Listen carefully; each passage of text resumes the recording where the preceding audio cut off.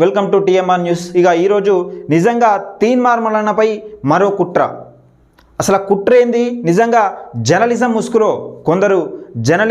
కొందరు దొంగలు చేస్తున్న కుట్ర ఇది.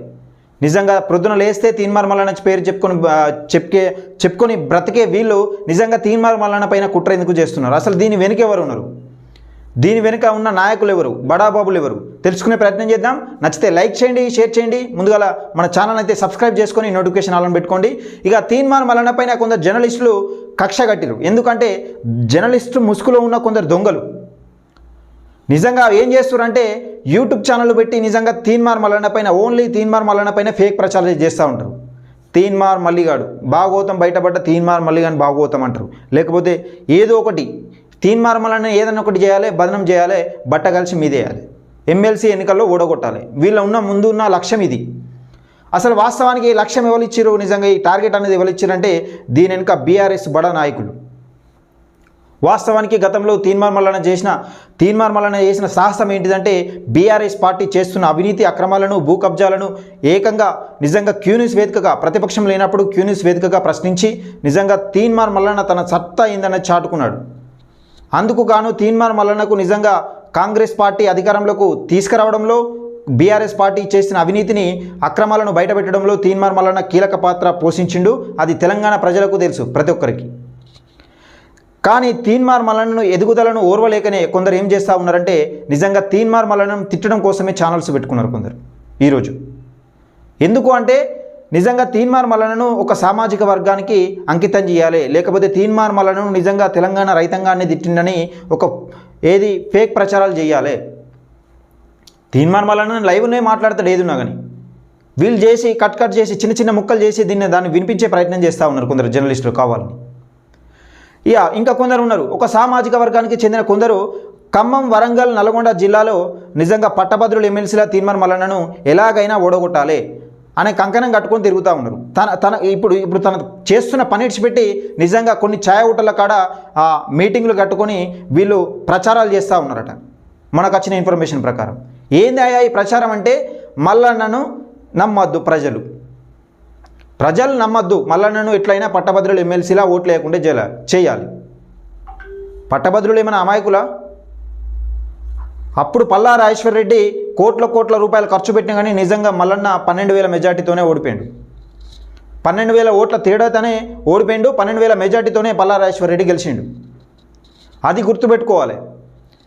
తీన్మార్ మల్లన్న ఎదుగుదలను ఓర్వలేకనే కొందరు కావాలని కుట్రలు పన్నుతూ ఉన్నారు. నిజంగా కేటీఆర్ వీళ్ళకి ఇచ్చిన టార్గెట్ ఏంది? అసలు వాస్తవానికి నిజంగా వీళ్ళు వెనుక బడా నేతలు ఎవరు ఉన్నారు? సంస్థల నిజంగా పెద్ద లీడర్, బీఆర్ఎస్లో మొన్నటిదాకా ఎమ్మెల్యేగా కొనసాగిన లీడరు దీని వెనుక ఉన్నాడు.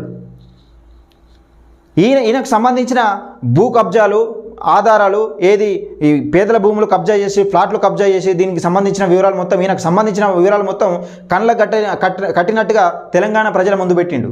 అందుకోసమని ప్రతీకార చర్య కోసం తీన్మార్ మల్లన్నను ఎలాగైనా ఓడగొట్టాలి, పట్టభద్రుల ఎమ్మెల్సీల ఎలాగైనా ఓడగొట్టాలి, నిజంగా ఏదైనా ఫేక్ ప్రచారం చేయాలి, ఇంతటి చిల్లర రాజకీయానికైనా దిగాలి, ఏమన్నా చేయాలి, తీన్మార్ మల్లన్నను ఓడగొట్టాలి. వీళ్ళ ముందున్న లక్ష్యం అది.